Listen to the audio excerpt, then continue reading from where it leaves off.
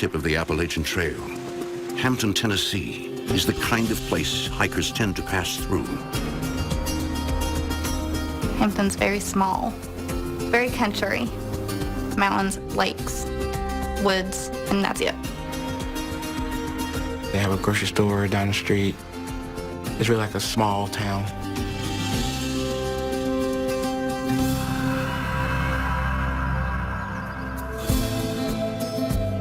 In October 2011, Amelia and Calvin Brady move into an apartment in a spacious old home in Hampton with their daughters, 5-year-old Sarah and 1-year-old Chelsea.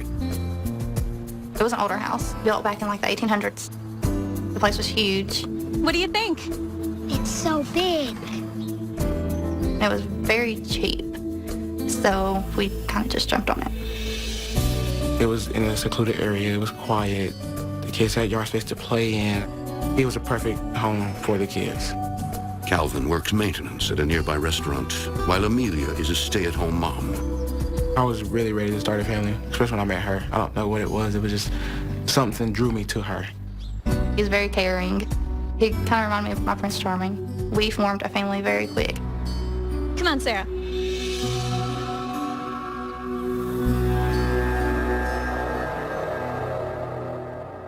Inside, the apartment matches the couple's idea of their perfect dream house.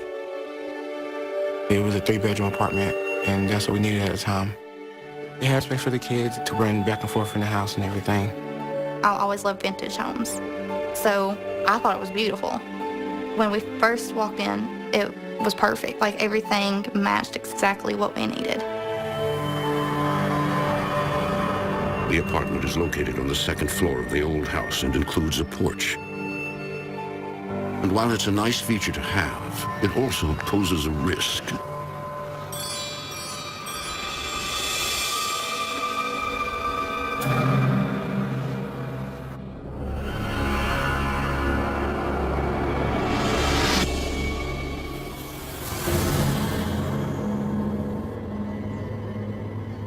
Honey, you are not to come out here by yourself. Do you understand?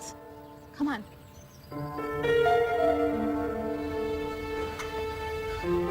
Sarah was just out there by herself. It's a nice apartment, but is it safe for the children?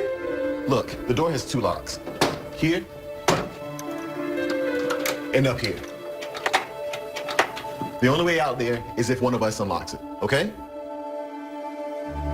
And I was like, okay, this can work because I can keep that lock, but she cannot reach it, not even with a chair.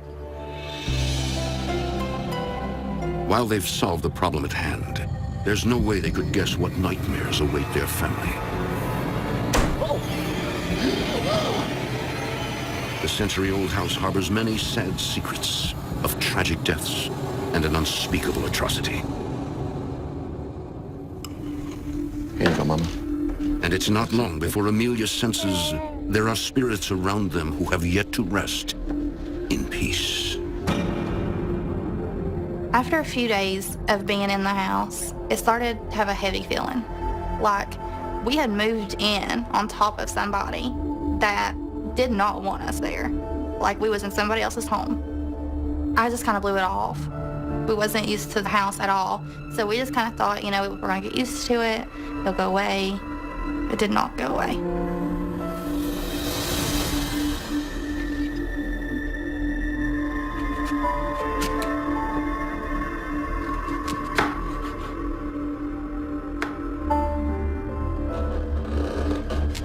Both of my kids was laid down for a nap. So I thought my husband was home. Calvin?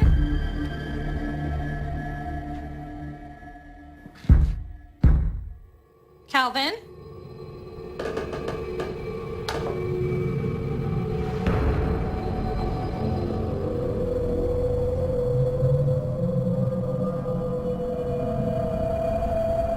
Calvin?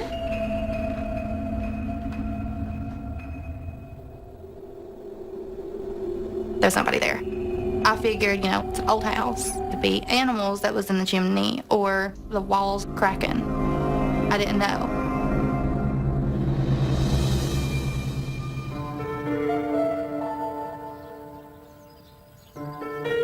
Several more days pass, and Amelia can't shake the feeling that somehow they are not alone.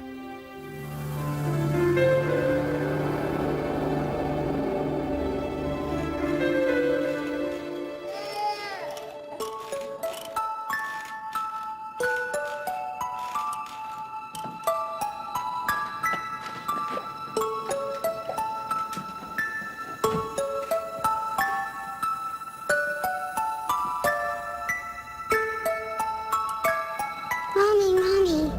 I heard a little voice, and I felt a tug on my shirt. Yes, Sarah? Amelia hears the same voice again, this time more insistent. Mommy, Mommy, Mommy.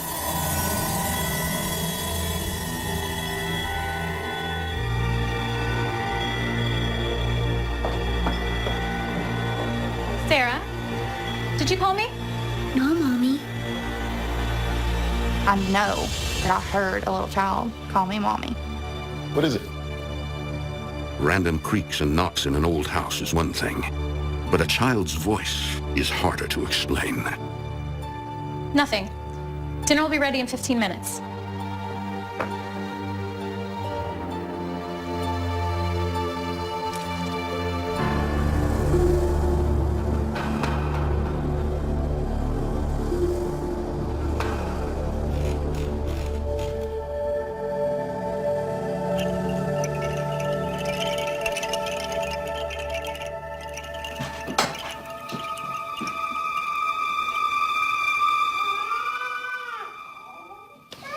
The baby. Could the little girl's voice Amelia heard be trying to warn her?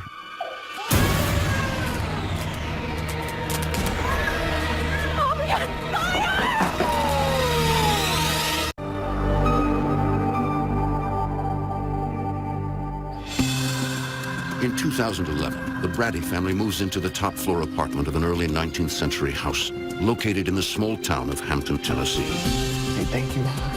Thank you. For the young couple, the huge apartment at an affordable rent seems too good to be true. Are you gonna help us clean up? You helping us clean up?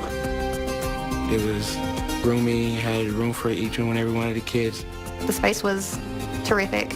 The rooms were just the right size. But just days after moving in, Amelia begins hearing sounds and voices she can't explain. Mommy, Mommy. Yes, Sarah? Mommy, Mommy, Mommy.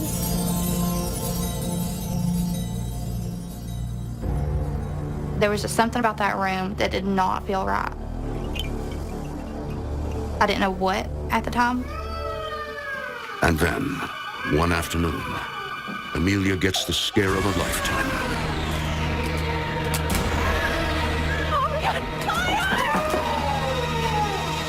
I just turned the corner, there she was, and there was the heater.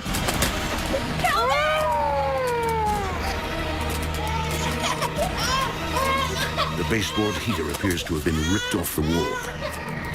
I know for a fact Sarah was not strong enough to forcefully pull that heater off the wall. There was no way. None whatsoever. By the time the firefighters arrive, Calvin has managed to put out the sparks. Luckily, the damage is minimal and no one is hurt. I mean, it seemed to be sparking all around, like here and here. It's a good thing you had that fire extinguisher. It could have been bad, real bad. I was concerned about the safety of the kids. That's what I was concerned about. Because if that would have started a fire, we would have been rushing to get out of there.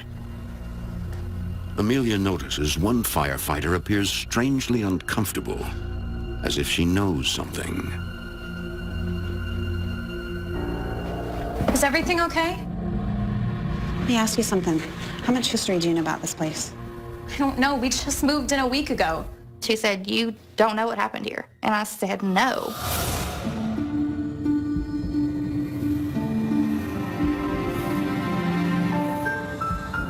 About 10 years earlier, a young mother lived in the apartment with her 3 young children. One day she had a cigarette in her hand and she nodded out. The cigarette caught the couch on fire and the rest of the house.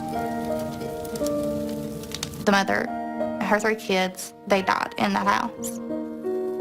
Two of the children were found in a back bedroom, and the third in a closet. I probably felt every emotion. I was sad. I felt bad for the kids to hear what they went through. Yeah, it really is tragic. You get to thinking, like, that could have been, it can happen to us. Several days pass, and the Brady family tries to put the strange events behind them. They repair the girls' bedroom so it's as good as new. But Amelia can't get the story of the fire and the victims out of her head. It was weird to just think something like that happened in a place that, we're trying to make a home. We didn't feel right about the place then, after we found that out. A few days later, Amelia hears Sarah talking to someone in her bedroom. Let me get the baby. I'm not getting the baby. She's like big. These are my dolls, see? You can play with them if you like. At first, Amelia is not concerned. She had just moved away from some of her friends. I figured she was, coming up with an invisible friend. But suddenly, Sarah's playmate doesn't appear to be so friendly. Leave me alone. Quit it. Her voice changed, like she was getting upset. Stop. Go away. Sweetie, is everything okay? Mom, tell them to leave me alone. Tell who to leave you alone? The kids. What kids? The kids that come out of the closet.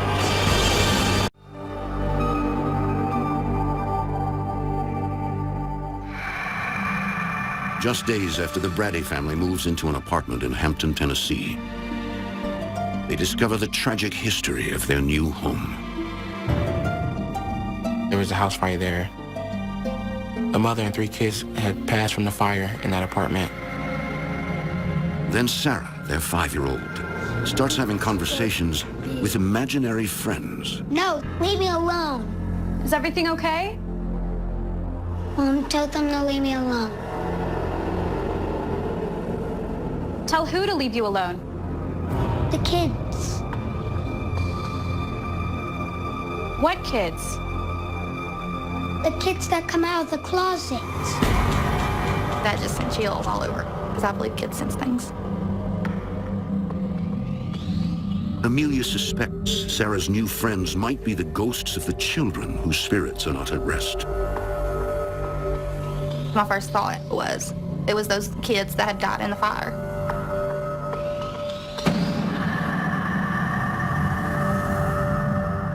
Suddenly, for Amelia, the strange occurrences and mysterious voices in her new home make sense. Mommy. Yes, Sarah? I was starting to come to terms that we were not alone. I felt a very strong presence. Something was in the house. I've always been a very firm believer of paranormal.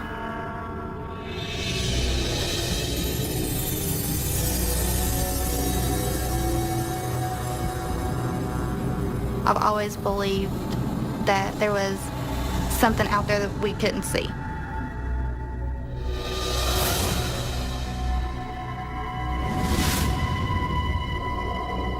Later that night, Amelia tells Calvin she believes their apartment is haunted. Honey, I know this sounds crazy, but this house has a pretty tragic history. It just makes sense to me that the spirits of this poor family is still here. Look, I understand that you're upset about the children who died here, but there are no ghosts here, or anywhere else for that matter. I was a skeptic on ghosts and the paranormal. I really didn't think it existed. I didn't believe in ghosts at all. He wasn't a believer. He kept making excuses. It's gonna be all right.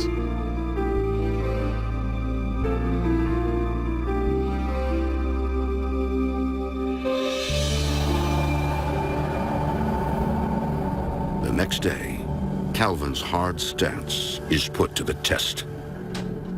Hey, Amelia, I'm home. Amelia?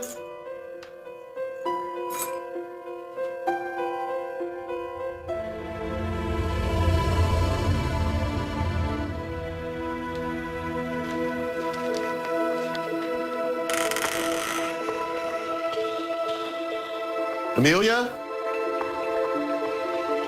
Amelia?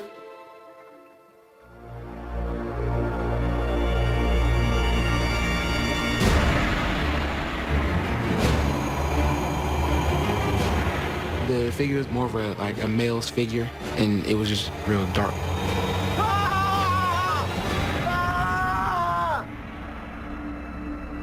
And then it was gone.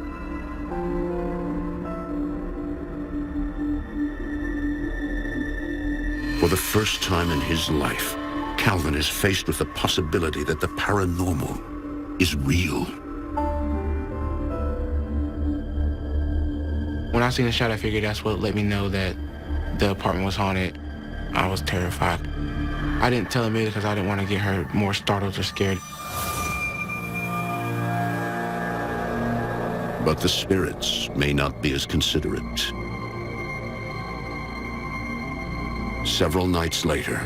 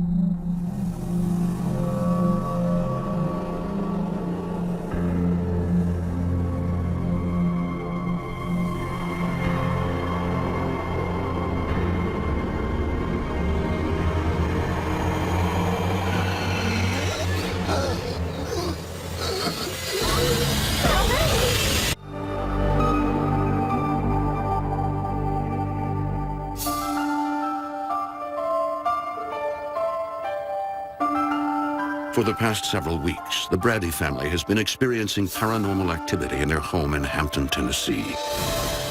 After hearing stories about a tragic fire that took the lives of a mother and her 3 children, Amelia believes her daughter Sarah has made friends with the ghosts of the deceased children. These are my dolls. You can play with them if you like. I started to think that the house was haunted with kids because my oldest started talking and playing with stuff that wasn't there. She's actually talking like somebody is actually in there with her, and there's not. There's children, ghosts in here. It was those kids that had died in the fire. There was no covering it up or denying it or anything. The more that we kept pretending like it wasn't, the worse it got. The couple soon finds that something far darker than ghost children lurks in the house.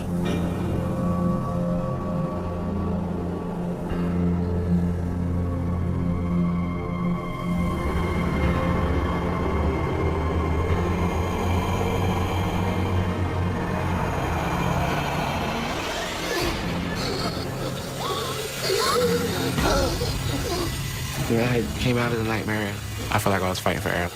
Couldn't breathe. It was something sitting on me. It was like a massive pressure on my chest. Where somebody was really trying to suffocate me. I felt like I was fighting for my life. Calvin! Calvin! He couldn't talk, and you could see that he was just like struggling to get air. It's okay. It stopped. What's going on? What happened? I believe you. This house is haunted. But I don't think it was a child that did this. There's something else here. I was terrified. For me, my husband, my kids. I didn't know what that spirit was capable of.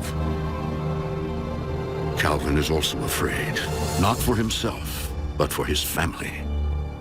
If I'm fighting for my life and something happens to me, that just leaves them abandoned and nobody there to help take care of them.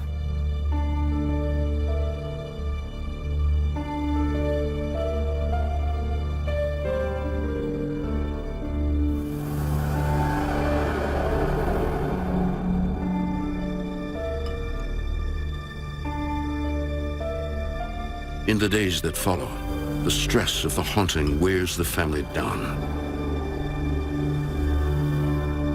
We both felt powerless. We can't fight something that we can't see. I mean, it sees, hears, watches us, but we cannot see or hear it. We didn't know what to do. Amelia feels trapped with no means of escape. She was wanting to move, and I was telling her that we had lease for a year. They have few options.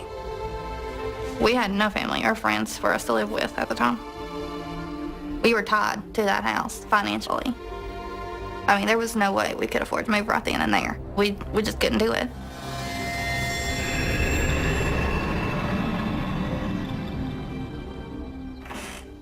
Soon after, Amelia thinks she has some alone time. Most of the girls were asleep, and that was the only time that I was able to take a shower.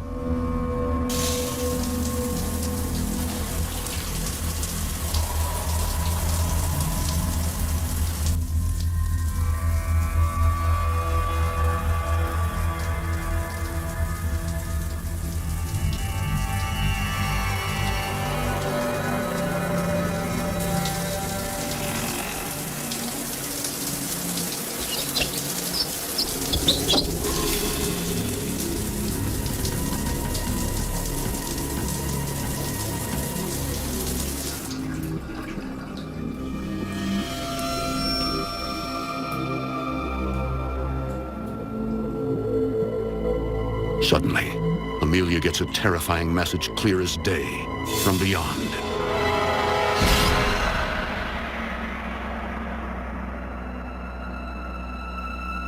It was written perfectly in the steam. My kids were asleep, nobody was in the house. I knew exactly what it was. It was whatever was in that house. Amelia is horrified. The house is haunted by an entity far worse than the children who died in the fire.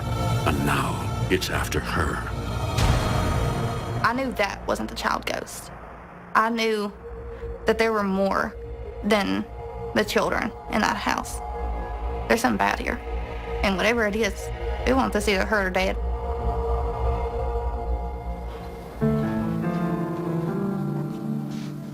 The family decides to go into protection mode and make sure no one is ever alone in any room of the apartment. We started sleeping in the living room from then on. And I kept an eye on them through the night.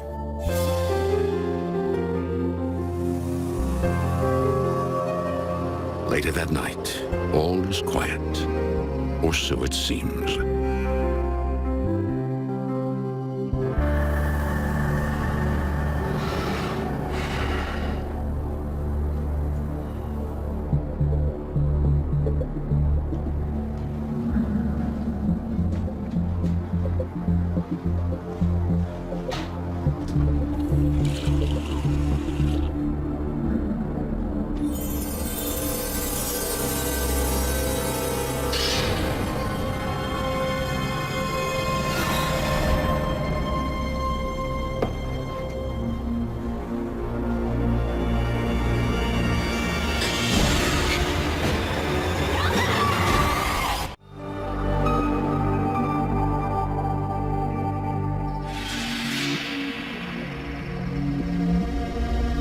Within a month of moving into their Hampton, Tennessee apartment, Calvin and Amelia Brady must fend off the attacks of a dark, malevolent force. After I seen the shadow figure, that's when things started happening to me. I was fighting for Errol. I was fighting for my life. Its motives are unknown, but its message is clear. I knew as soon as I seen that, we were in complete danger. I just felt the evil. Then one night, Amelia sees it too.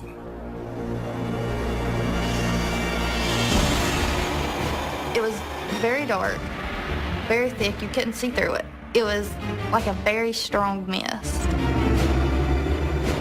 Calvin! Calvin! What is it? Calvin! It was awful!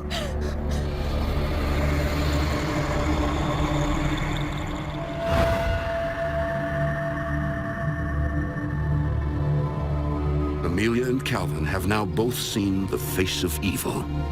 With nowhere else to turn, Amelia contacts Paranormal Technology Investigations in nearby Jonesboro, Tennessee. When she started telling me the claims of her activity, they were pretty unbelievable. Yeah, in my mind, I was pretty positive that they had a haunting, but I wasn't for sure what level of haunting they had yet. It just finally felt good to talk to somebody, for somebody to say, okay, we're going to come help. I mean, just those few words just relieved me.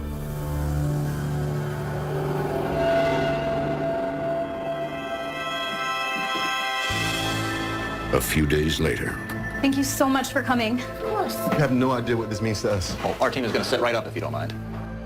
Rob Phillips and his business partner, Kathy Shepard, arrived to conduct an investigation. You can feel the heaviness as soon as we walked in. You could just feel there wasn't something right in the home. We knew there was something there.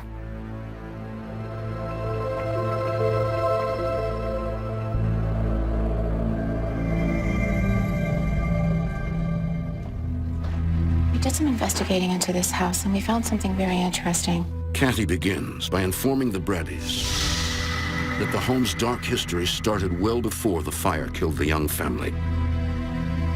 The house was built in the 1800s. It was someone's home. Sometime in the 1920s, it was turned into a halfway house for male prisoners. Around the 1920s, Prohibition, there was a lot of moonshine in the area.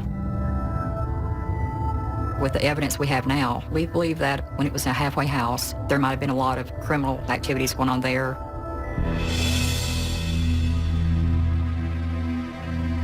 When it was a halfway house, there was a man shot and killed at the home. Negative energy can definitely stir up paranormal activity.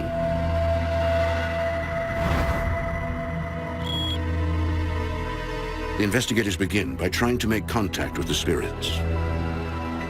We use digital voice recorders for capturing the electronic voice phenomenon, also known as EVP.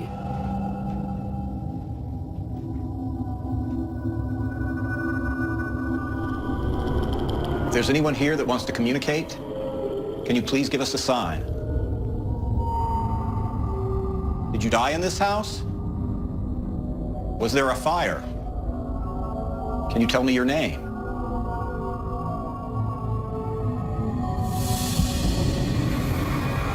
We concluded that there was 3 children in the home. Their spirits was still there. We got different voices in a recorder, a lady's voice, which we believe was the mother. We felt a tragedy like this would bring on a lot of paranormal activity.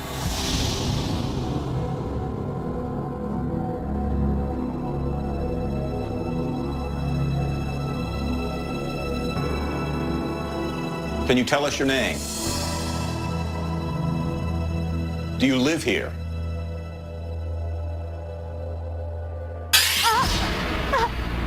Suddenly, Amelia comes under attack.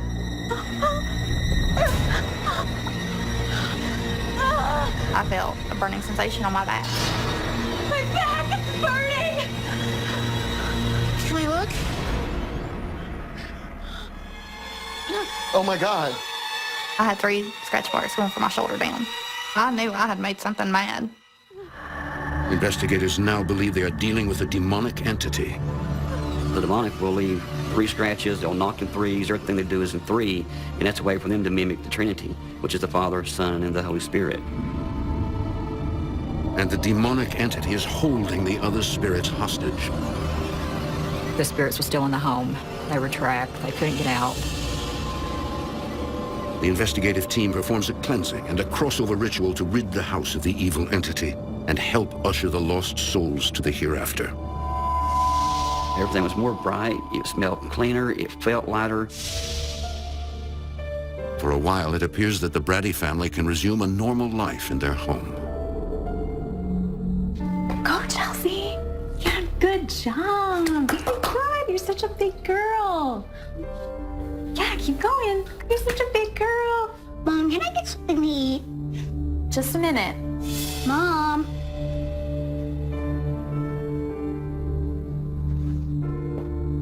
I just had a feeling, and when I looked at the door, I seen her out there on the balcony. Chelsea! I panicked. I immediately panicked. Chelsea? Chelsea!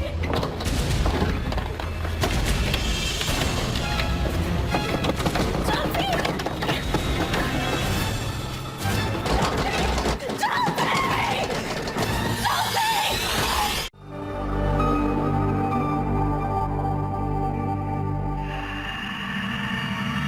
It is 2011.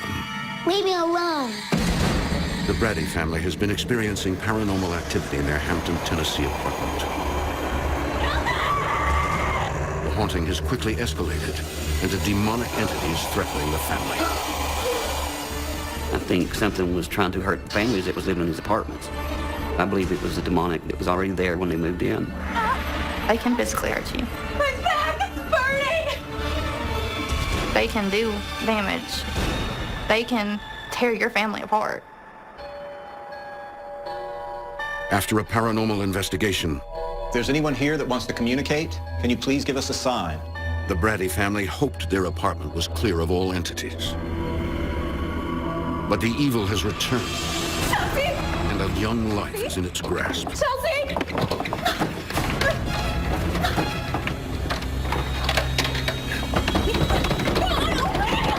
There was no way. She unlocked the door, opened it, and locked it back. I knew that whatever was in that house did it. I knew whatever was in that house put her on that balcony and locked her out.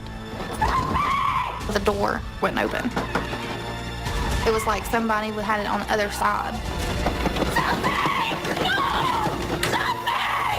And then it finally just let loose. Oh my God, Chelsea? You okay? The bars on my balcony, she could have fit through. And if she would have fit through them, she would have fell to her death. Come on, we're leaving now. Okay, that's it. I was done.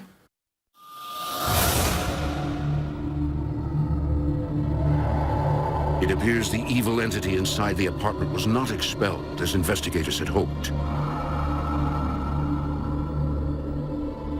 We felt, being that this was an apartment complex, that the demon went somewhere and hid inside of another unit.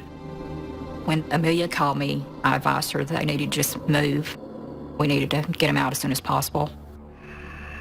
I didn't care about my lease. I didn't care about the money. I didn't care about nothing. I have to protect my children. One of the paranormal investigators volunteers to let them stay with her while they search for a new home. With their children safe with their grandmother, Amelia and Calvin quickly pack and move out of the apartment. Is that everything we need right now? I think so.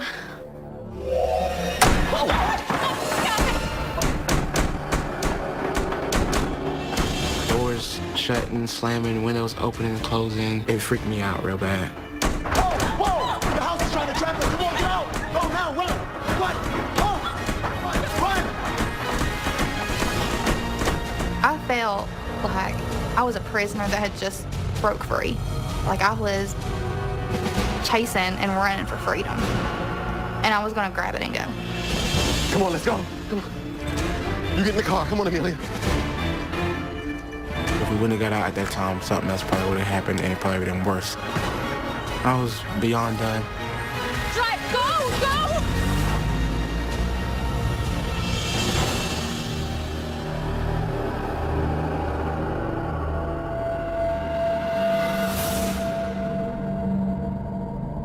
The Bradys later discover that their landlord knew their apartment had a tragic past. He laughed and said that by law, he don't have to tell me anything unless we are actually buying the home. A little over a month later, the Bradys move into a new home in another town. To this day, they have never returned to the Hampton apartment. We don't go near that house. We don't go near the property. We don't go nowhere near that area.